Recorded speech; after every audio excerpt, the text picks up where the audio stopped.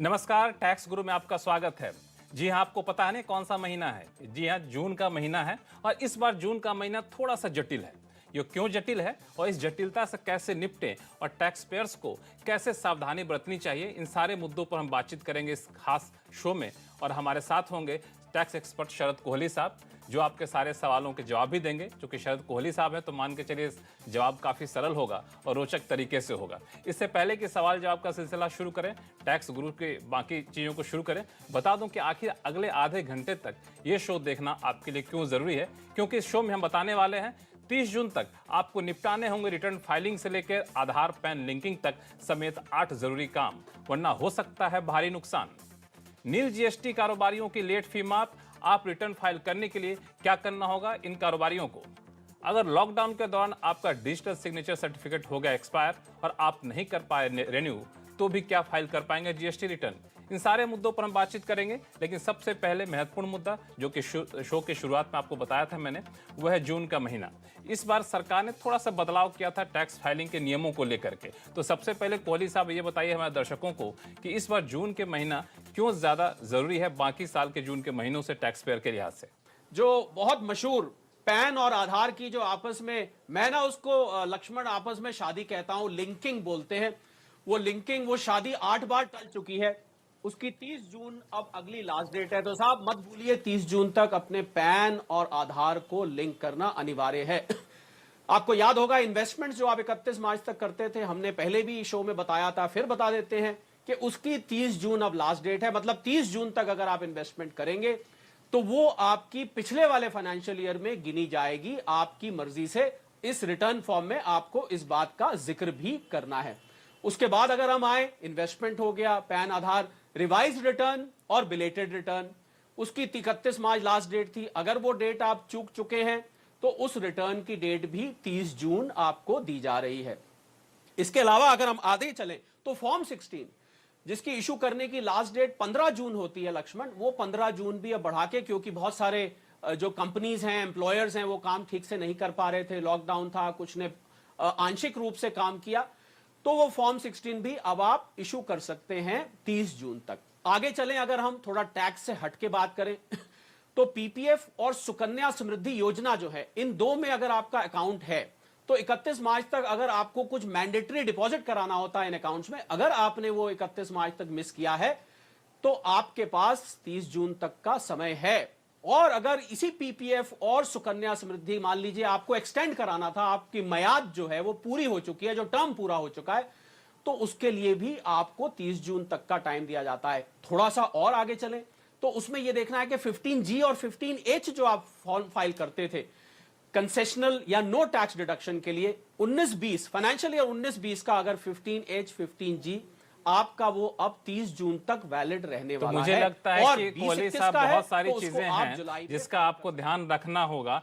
तो एक बात जो मुझे लगता है कोहली साहब दर्शकों को बताना बेहद जरूरी है, वो ये कि 31 मार्च के बाद जो अप्रैल मई जून का महीना है, इस दौरान जो आप निवेश कर सकते हैं उसको आप चाहें तो पिछले कारोबारी साल में भी दिखा सकते हैं या फिर नए कारोबारी साल में भी दिखा सकते हैं, लेकिन किसी एक में ही आपको दिखाना होगा। तो जैसा कि कोहली साहब ने बताया, कई सारी चीजें हैं, आपको इसका खास ख्याल रखना है और इस महीने में टैक्स पेयर्स बेहद सतर्क रहें। अब चलते हैं सवाल जवाब का सिलसिला शुरू करते हैं। सबसे पहले कॉलर हमारे साथ हैं संजय, दिल्ली से फोन लाइन पर जुड़ चुके हैं। संजय पूछिए, क्या सवाल है आपके? हाँ नमस्कार जी, संजय बोल रहा हूँ दिल्ली से। मेरा सवाल ये है कि मैंने 2006 में एक प्रॉपर्टी खरीदी थी जो कि पेमेंट मैंने पर जॉइंट नाम पे रजिस्टर करी थी मेरे वाइफ के साथ, तो बेनिफिशियल ओनर मैं ही हूँ। अब उसको मैंने फरवरी 2020 की लास्ट फाइनेंशियल ईयर में किया है, पर जो बायर है उसमें टीडीएस दोनों का आधा काटा है। ये एक जनवरी टीडीएस काटना, तो टोटल वैल्यू में आधा वैल्यू दिखा के 1% टीडीएस दोनों का काटा है। तो मेरा सवाल यह है कि टैक्स की जिम्मेदारी किसकी है? एक तो पेमेंट ली है मेरे ज्वाइंट अकाउंट वाइफ के साथ, लेकिन वो मेरा फर्स्ट नेम है तो मैं उसको टैक्स में दिखाता हूँ। दूसरा, वो अमाउंट जो है लास्ट फाइनेंशियल ईयर में मिला है, तो अगर मुझे वाइफ को हाफ मनी ट्रांसफर करना है तो फाइनेंशियल ईयर बच गया है। तीसरा, उसमें टैक्स बचाने के लिए बॉन्ड खरीदना है तो किसके नाम पे खरीदना, वाइफ के नाम पे जो मेरे नाम पे अलग अलग, कि सिर्फ मेरे नाम पे उसको टैक्स देना है, क्योंकि ओरिजिनल पेमेंट 100% मैंने करी है। देखिए संजय जी, आपकी कहीं बीच बीच में आवाज टूट रही थी, पर मुझे जो मजमून बोलते हैं उर्दू में, और सब्जेक्ट मैटर वो समझ में आ गया कि आप क्या पूछना चाह रहे हो, क्योंकि बहुत सारे करदाताओं को ये दिक्कत आती है। देखिए, आयकर का जो सेक्शन 27 है वो ये स्पष्ट रूप से बोलता है कि जिस व्यक्ति ने पूरा पैसा प्रॉपर्टी खरीदने के लिए लगाया है वो ही डी फैक्टो ओनर कहलाएगा। मतलब यह है कि अगर आपने स्पाउस का आपने कहा अपनी धर्मपत्नी का आपने नाम जोड़ा है, तो उनके नाम जोड़ने से वो प्रॉपर्टी की ओनरशिप उनके पास कम से कम आयकर की दृष्टि से नहीं आती है। तो अब ऐसे में जब टीडीएस कट जाता है तो टीडीएस में समस्या यह आती है कि वो तो बराबर बराबर कट जाता है। तो आपके सामने दो रास्ते हैं। पहला रास्ता यह है कि या तो आपकी वाइफ अपनी रिटर्न फाइल करके उस टीडीएस का रिफंड क्लेम करें, क्योंकि उनके ऊपर कोई कैपिटल गेन या कोई इनकम नहीं बनेगी, क्योंकि वो डी फैक्टो ओनर नहीं है। दूसरा, आजकल इस समस्या को देखते हुए जो जिसने टीडीएस आपका काटा है वो अगर चाहे आपको कोऑपरेट करे, आपका सपोर्ट करे, तो वो उसमें संशोधन करके उनका जो टीडीएस का क्रेडिट है आपके टीडीएस में ला सकता है। तो ये दो आपके पास रास्ते हैं। पर सैद्धांतिक रूप से आपको संजय जी बता दें कि जिसके नाम जिसने पैसा लगाया होता है उसी का वो फ्लैट कहलाता है, उसी का वो घर कहलाता है। दूसरे का नाम जोड़ने से फ्लैट की ओनरशिप आयकर की दृष्टि से नहीं आती है। तो आप निश्चिंत रहें, वो अगर नहीं भी कर रहा है संशोधन तो आपकी पत्नी रिटर्न फाइल करके उसका रिफंड ले सकती है। चलिए, अगले कॉलर दिल्ली से ही हमारे साथ हैं राकेश सक्सेना जी। राकेश जी, पूछिए, क्या सवाल है आपके? हाँ, नमस्कार लक्ष्मण भाई और शरद भाई। नमस्कार। नमस्कार। देखिए सब, मैं सीनियर सिटीजन हूँ दिल्ली से। नमस्कार जी। और हर वर्ष 1-2 महीने के लिए अपने एनआरआई बेटे के पास अमेरिका जाता हूँ, और सभी फ्लाइट का खर्चा और वहाँ रहने का वो ही करता है। सुनने में यह है, देखिए पिछले कुछ समय से, कि फॉरेन टूर टैक्सेबल है अब।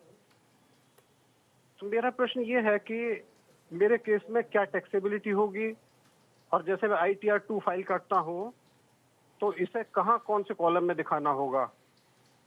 और दूसरा सवाल यह है कि अगर खर्च बेटे की जगह मैं स्वयं करूं सारा, तो क्या टैक्स लायबिलिटी में कोई फर्क पड़ेगा? देखिए, नया कानून आया, उसको लेके कंफ्यूजन आपके मन में है कि अगर आप 2 लाख साल का फॉरेन ट्रैवल पे खर्च करते हैं तो अब आपको आयकर विवरणी में, आयकर रिटर्न में अब आपको डिस्क्लोज करना पड़ेगा। पर क्योंकि आपके केस में आप क्या कर रहे हैं कि आप ट्रैवल करते हैं अमेरिका बेटे से मिलने के लिए, या तो बेटा पे करता होगा या आप पे करते होंगे। तो अगर बेटा पे करता है तब तो पुत्र से पिता को गिफ्ट माना जाएगा, मतलब आपको आपका ट्रिप वो स्पॉन्सर कर रहा है, और पुत्र का तो ये मुझे लगता है ड्यूटी भी बनती है कि वो पिता का ट्रिप रीइंबर्स करे। अगर आप अपनी जेब से भी कर रहे हैं तो कोई चिंता की बात नहीं है। रिटर्न में केवल आपको जिक्र करना, जो नए आयकर के फॉर्म आए हैं उसमें ये सेक्शन दिया गया है कि आपने फॉरेन ट्रैवल किया है तो आप उसका मेंशन कर दीजिए। जब आप रिटर्न भरेंगे राकेश जी, तो उस समय अगर आपको कोई समस्या आती है तो टैक्स गुरु लक्ष्मण किसी ना किसी टैक्स गुरु को लेके हमेशा तैयार रहते हैं। आप हमें दोबारा फोन करिएगा अगर आप भरने में कोई भी आपको समस्या आती है। पर आप फिलहाल निश्चिंत हो जाएं, कोई दिक्कत नहीं है। और निश्चिंत हो कि राकेश जी, आप जब मर्जी हो आप जाइए अपने पुत्र से मिलने के लिए, आपको कहीं कोई टैक्स की उलझन नहीं होने वाली है। हम लोग यहाँ बैठे हुए हैं। अगले कॉलर हमारे साथ हैं जयपुर से श्रीनिवास अग्रवाल जी। श्रीनिवास जी, बताएं। हाँ, हेलो। क्या उलझन है आपकी? तो सर, मुझे एक सवाल मेरा ये था कि मैं अभी इंडिया में एज ए फुल टाइम काम करता हूँ किसी कंपनी में, और एज ए फ्रीलांस मैं यूएस बेस्ड कंपनी में काम करता हूँ, और वो मुझे डॉलर्स में पे करते हैं किसी प्लेटफॉर्म पे, और वो उस प्लेटफॉर्म मुझे वो INR में कन्वर्ट करके मेरे बैंक अकाउंट में ट्रांसफर कर देता है पेमेंट। तो मुझे ये पूछना था कि उसमें टैक्सेबल इनकम कैसे होगी, मतलब कि फ्रीलांस वाली जो इनकम है उसमें कैसे टैक्सेस का पे करना होगा, या फिर वो ऑलरेडी वो जो प्लेटफॉर्म जिसमें यूज कर रहा हूँ वो ऑलरेडी उसमें टैक्स डिडक्ट करके देता है, या यूएस में टैक्स डिडक्ट करके आता है। तो इसके बारे में थोड़ा पूछना था मुझे। बड़ी अच्छी बात है, आप डॉलर में भी कमाते हैं। ये फ्रीलांस इनकम आपकी बिजनेस इनकम मानी जाएगी। आप जरूर कोई ना कोई एक्सपर्टीज आपके पास होगी जिस कारण से आपको वो अमेरिकन संस्था डॉलर में देती है, तो ये आपके लिए बिजनेस इनकम मानी जाएगी। आप इसका एक छोटा सा प्रॉफिट एंड लॉस अकाउंट बनता है, वो मैं आपको इसलिए बता रहा हूं कि इस इनकम में से आप खर्चे भी क्लेम कर सकते हैं। तो अगर आपके कोई खर्चे हो रहे हैं इस इनकम को कमाने में, तो बेफिक्र होके आप उन खर्चों को इसमें से क्लेम करिए, और अपनी रिटर्न में सैलरी इनकम एक जाएगी, बिजनेस एंड प्रोफेशन एक जाएगी। आपको आयकर विवरणी नंबर 3, ITR फॉर्म नंबर 3 भरना पड़ेगा, क्योंकि आपकी अब बिजनेस इनकम भी है। तो सैलरी की इनकम अलग रहेगी, ये इनकम अलग कंप्यूट की जाएगी। अपने खर्चे जो सिर्फ याद रखिएगा वही खर्चे आप क्लेम करेंगे। जो आपके उस फ्रीलांस इनकम को कमाने में डायरेक्टली रिलेट करते हैं। बाकी कोई खर्चा, घर का खर्चा मत क्लेम कर लीजिएगा। वक्त है छोटे से ब्रेक का। ब्रेक के बाद बताएंगे कि अगर आप लेट फी की वजह से जीएसटी रिटर्न नहीं फाइल कर पा रहे थे तो आपको क्या मिली है राहत और क्या है आगे का रास्ता। लौटते हैं छोटे से ब्रेक के बाद।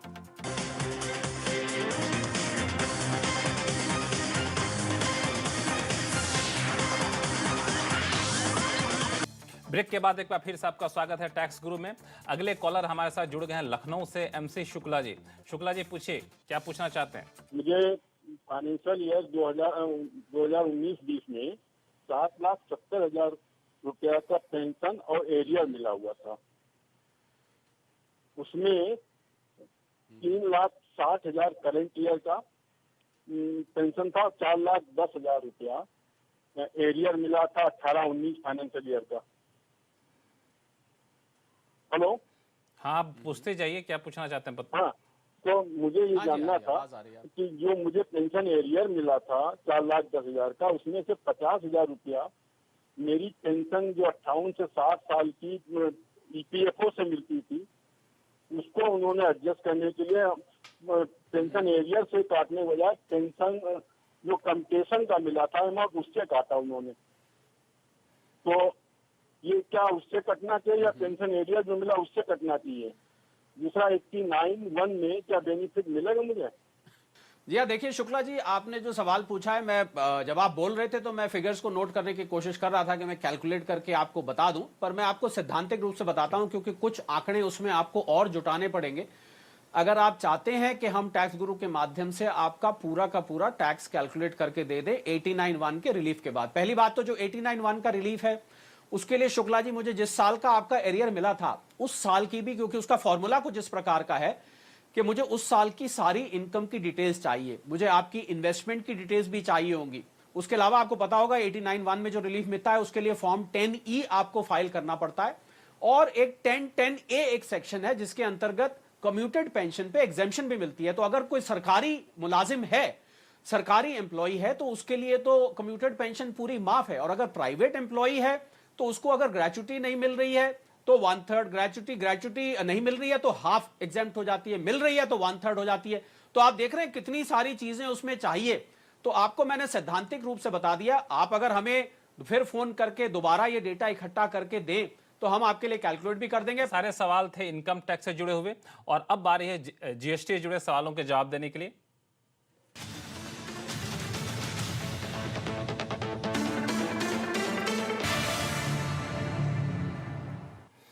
तो जैसा कि हमने देखा था पिछले दिनों जीएसटी काउंसिल की बैठक में छोटे कारोबारियों को बड़ी राहत मिली। वो कारोबारी जो जीएसटी 3B फॉर्म नहीं भर पा रहे थे, लेट फी बहुत ज्यादा होने की वजह से, तो सरकार ने उनके लेट फी को माफ करने का फैसला लिया है। कोहली साहब, मुझे आप बताइए कि जो लोग लेट फी की वजह से रिटर्न फाइल नहीं कर पा रहे थे, अब लेट फी उनका माफ हो गया है, तो अब आगे उनके पास रास्ता क्या है? आगे फिर से रिटर्न फाइल करने के लिए उन्हें क्या करना होगा? लक्ष्मण, उनके लिए राहत ही राहत की खबर है। क्यों खबर है? क्योंकि और जो अनाउंसमेंट्स हुई 40th जीएसटी काउंसिल की जो 40वीं मीटिंग हुई, उस मीटिंग के जरिए जो वित्त मंत्री जी थी और जो बाकी सब राज्यों के वित्त मंत्री उसमें मौजूद रहते हैं, उन्होंने अनाउंसमेंट्स करी। पहला तो जिन लोगों की निल रिटर्न है, और ये राहत दी गई, बहुत बड़ी राहत दी गई, क्योंकि जब से जीएसटी आया था लक्ष्मण 1 जुलाई 2017 को, उससे लेके जनवरी 2020 तक, मान लीजिए किसी की निल रिटर्न है, कुछ नहीं फाइल किया, उसने रजिस्ट्रेशन ले लिया और वो रिटर्न फाइल ही नहीं कर पाया, उसने ध्यान ही नहीं दिया, तो आपको कुछ भी बिना पे किए कोई पेनल्टी नहीं लगेगी। आप 30 सितंबर तक उन सारे रिटर्न्स को फाइल कर सकते हैं। यही नहीं, जो 5 करोड़ से कम के एमएसएमईज जिसमें आते हैं, छोटे व्यापारी जो हैं 5 करोड़ से कम जिनकी टर्नओवर है, अगर वो नहीं फाइल कर पाए, उनके लिए एक बार रिटर्न में 500 रुपए प्रति रिटर्न कुल पेनल्टी रख दी गई कि आप एक रिटर्न की कुल 500 देंगे। जितनी भी आपकी पेंडिंग रिटर्न्स हैं 1 जुलाई 2017 से जनवरी तक की लेके, आप उनको फाइल करिए। 30 सितंबर तक आप 500 रुपए कुल दे दीजिए। यही नहीं, अगर मान लीजिए आपकी टर्नओवर है तो आप फरवरी मार्च अप्रैल की जब लॉकडाउन था उस दौरान में अगर आप रिटर्न नहीं फाइल कर पाए तो आप 6 जुलाई तक आपके ऊपर कोई भी ब्याज नहीं लगेगा। और 6 जुलाई से 30 सितंबर तक आप करते हैं तो 18% पैनल ब्याज लगता है, उसको घटा के 9% कर दिया गया। एक और राहत दी गई लक्ष्मण 40वीं जीएसटी की मीटिंग में, वो ये कि अगर आपका रजिस्ट्रेशन कैंसिल हो गया है, क्योंकि जो लोग नहीं फाइल करते हैं उसका बाय डिफॉल्ट कई दफे रजिस्ट्रेशन कैंसिल हो जाता है, उसको आप रिवोक कर सकते हैं। 12 जून से पहले अगर आपका कैंसिल हुआ है तो आप 30 सितंबर से पहले, नॉर्मली 30 दिन का टाइम होता है पर आपको 30 सितंबर तक का टाइम दे दिया गया है। तो राहत ही राहत की खबर है लक्ष्मण। जिन लोगों को, जो लोग ये शिकायत करें कि लॉकडाउन की वजह से हम कामकाज नहीं कर पाए, रिटर्न नहीं फाइल कर, हालांकि मुझे लगता है कि कोहली साहब इस पेनल्टी राहत का दुरुपयोग नहीं करना चाहिए। आपको 30 सितंबर की तारीख दी गई है, उसके भीतर भीतर आप अपने सारे काम निपटा लीजिए और फिर जब रिटर्न फाइल करने की तारीख हो तो मुस्तैदी से आप उसे फाइल कर दिया करिए। इस उम्मीदें मत रहिए कि हम रिटर्न फाइल नहीं करेंगे फिर सरकार आगे चलकर उसे माफ कर देगी। तो अब बिल्कुल आप अनुशासित तरीके से रिटर्न फाइलिंग करें। और जीएसटी से जुड़े सवाल हमारे पास कई सारे आ रहे हैं। जोधपुर से मोहन दास जी फोन लाइन पर जुड़ गए हैं। मोहन दास जी, क्या उलझन है आपकी? लक्ष्मण जी नमस्कार। नमस्कार। नमस्कार। टैक्स गुरु शरद जी को मेरा नमस्कार है। ये सवाल दरअसल ये है कि मैं एक योगा ट्रेनर हूँ और मैंने जो है 2018 में आयुर्वेदिक प्रोडक्ट्स की डिस्ट्रीब्यूटरशिप भी ली थी। तो मेरा टर्नओवर तकरीबन 3 करोड़ 80 लाख के आसपास था। लेकिन मेरी थोड़ी सी स्वास्थ्य खराब रहने की वजह से ना तो मैं बिजनेस में एक्टिव रह पाया और मैं कोई रिटर्न भी फाइल नहीं कर पाया। तो क्या मेरे लिए कोई रिलीफ है? आपकी जो फरवरी, अगर आपकी पुरानी रिटर्न पेंडिंग है तो 500 रुपए प्रति रिटर्न पेनल्टी देके, कुल 500 रुपए, वरना पेनल्टी बहुत ज्यादा होती है, 20 रुपए 50 रुपए पर डे तक होती है। 500 रुपए देके आप अपनी सारे रिटर्न फाइल कर सकते हैं। फरवरी, मार्च, अप्रैल की जो रिटर्न है उसको आप 6 जुलाई तक फाइल करेंगे तो आपके ऊपर कोई भी पेनल्टी नहीं लगी, कोई इंटरेस्ट भी नहीं लगेगा। 30 सितंबर तक करेंगे तो कुल 9% देके आप फाइल कर सकते हैं। तो निश्चिंत रहिए, हम आपके अच्छे स्वास्थ्य की पहले प्रार्थना करते हैं, आप स्वस्थ हो जाएं। और आप तो खुद ही योगा टीचर और आयुर्वेदिक प्रोडक्ट्स के विक्रेता हैं और उसके डील करते हैं। आपसे तो बीमारी वैसे ही बहुत जल्दी दूर भाग जानी चाहिए। क्यों लक्ष्मण, मैं ठीक कह रहा हूं? बिल्कुल आप सही कह रहे हैं और हम लोग भी यही कामना करते हैं जल्द से जल्द स्वस्थ होइए और अपने कारोबार को फिर से पटरी पर लाइए। अगले कॉलर हमारे साथ पंचकुला से सुभाष गुप्ता जी जुड़ गए हैं। सुभाष जी बताएं। मैं ये पूछना चाहता हूँ कि मैं एक इंश्योरेंस कंपनी में काम करता हूँ एज एजेंट। ठीक है सर? हेलो, हाँ आवाज आ रही है, बताएं। हाँ, ये एज एजेंट काम करता हूँ। हाँ जी, आवाज आ रही है। हमें कमीशन पे करती है एज एजेंट, तो उसके ऊपर ये लोग जीएसटी काटते हैं 18%। ठीक है सर? और नेट अमाउंट हमें देते हैं उसकी जीएसटी काटने के बाद। और ये अपनी रिटर्न में कहीं शो नहीं करते। जो हमें इनकम टैक्स देना पड़ता है वो फुल अमाउंट के ऊपर देना पड़ता है इंक्लूडिंग जीएसटी। हाँ हाँ, तो इसका क्या वाया मीडिया? हमें जीएसटी भी देना पड़ता है, जीएसटी के ऊपर भी इनकम टैक्स देना पड़ता है, कमीशन के ऊपर भी देना पड़ता है। ये तो सुभाष जी कुछ नाइंसाफी हो गई, क्योंकि इंश्योरेंस कंपनी के ऊपर जो नियम लागू होते हैं वो ये कहते हैं कि जीएसटी वो कमीशन एजेंट को जब देंगे तो रिवर्स चार्ज में देंगे। रिवर्स चार्ज का अर्थ है कि अगर आपको वो 100 रुपए कमीशन दे रहे हैं तो उस पर 18% अगर जीएसटी लग रहा है तो वो उनको अपनी जेब से चुका के सीधा जीएसटी को जमा करना पड़ेगा। वो आपकी इनकम से सुभाष जी कटेगा नहीं। तो आप जो भी इंश्योरेंस कंपनियां, मुझे बड़ी हैरानी है क्योंकि इंश्योरेंस कंपनी जनरली बहुत बड़ी होती हैं, हो सकता है उनको किसी ने गलत सलाह ले ली हो या किसी ने कोई भूल कर रहे हो, तो आप उनको बताइए कि साहब ये जीएसटी मेरा कटेगा नहीं, ये जीएसटी लगेगा जरूर पर आप अपनी जेब से देंगे। उसको हम जीएसटी की भाषा में रिवर्स चार्ज कहते हैं। मतलब जीएसटी आप इनवॉइस नहीं दे रहे, वो अपनी जेब से सीधा सीधा सरकार को जमा करेंगे और उसका इनपुट टैक्स क्रेडिट भी बाकायदा वो लेंगे। बिल्कुल, मुझे लगता है कि इनको जो उलझन थी उलझन दूर हो गई है। फिलहाल वक्त है छोटे से ब्रेक का। ब्रेक के बाद हम आपको बताएंगे डिजिटल सिग्नेचर सर्टिफिकेट अगर एक्सपायर हो गया है तो आप कैसे जीएसटी रिटर्न फाइल कर पाएंगे। लौटते हैं छोटे से ब्रेक के बाद। ब्रेक के बाद एक बार फिर से आपका स्वागत है। आप देख रहे हैं टैक्स गुरु। हमारे अगले कॉलर हैं दिल्ली से भिक्खू राम जैन साहब। जैन साहब पूछिए, क्या सवाल है आपके? नमस्कार जी। नमस्कार। पहले तो मैं बहुत आभार व्यक्त करना चाहूंगा कि टैक्स गुरु का और स्पेशली कोहली साहब का कि इतना अच्छा ये प्रोग्राम है कि इससे बहुत नॉलेज बढ़ती है। तो मेरा सवाल ये है साहब कि मैं एक गारमेंट एक्सपोर्टर हूँ, गारमेंट का बिजनेस है मेरा। तो उसमें जो है जीएस एक्चुअली मेरा अकाउंटेंट अवेलेबल नहीं था, तो मेरी जीएसटी की रिटर्न्स पेंडिंग है 1 साल से।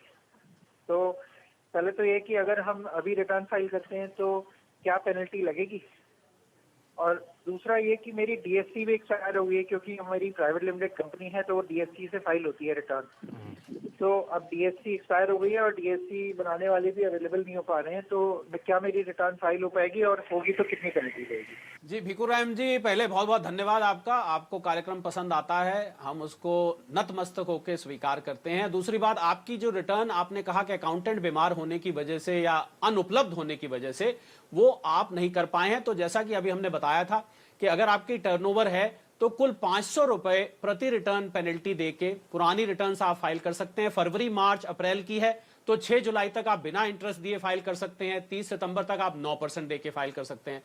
दूसरा, आपने बहुत अहम बात बताई और ये लक्ष्मण बहुत लोगों को समस्या आई कि जो डीएससी एक्सपायर हो गया, जिसके माध्यम से आप रिटर्न साइन करके और अपलोड करते हैं, तो उसमें जीएसटी डिपार्टमेंट ने बहुत अच्छी सुविधा दी, ईवीसी की, इलेक्ट्रॉनिक वेरिफिकेशन कोड, कि आप जाइए वहां पर, आपका जो रजिस्टर्ड मोबाइल है उस पर एक ओटीपी आएगा। उस ओटीपी का प्रयोग करके जब तक आपके डीएससी नहीं बनता है, डिजिटल सिग्नेचर सर्टिफिकेट जिसको हम कहते हैं, तब तक आप उस ओटीपी के माध्यम से आप एसएमएस आप क्लिक करके ओटीपी डालिए और ओटीपी डालते ही आपका वो साइन मान लिया जाएगा। तो भिकुराम जी, आपके लिए अच्छा समाचार है, आप रिटर्न फाइल करिए और आपके अकाउंटेंट ना उपलब्ध होने की वजह से भी जो समस्या है उसमें भी आपको सरकार ने राहत बाकायदा दी है। तो इस राहत का फायदा उठाइए। और फिलहाल टैक्स गुरु में कई सारे सवाल तो आ रहे हैं, लेकिन सारे सवालों के जवाब हम देंगे आपको अगले शो में। इस शो में फिलहाल इतना ही। शरद कोहली साहब का बहुत बहुत धन्यवाद, आपने समय निकाला और सारे सवालों का जवाब दिया। हमारे दर्शकों के पास कोई भी सवाल हो, चाहे इनकम टैक्स से जुड़ा हुआ हो या फिर जीएसटी जुड़ा हुआ हो, आप हमें लिख भेजिए tax@moneycontrol.com पर। हाँ, अपने ईमेल के साथ आप अपना नाम और मोबाइल नंबर लिखना ना भूलिए। नमस्कार।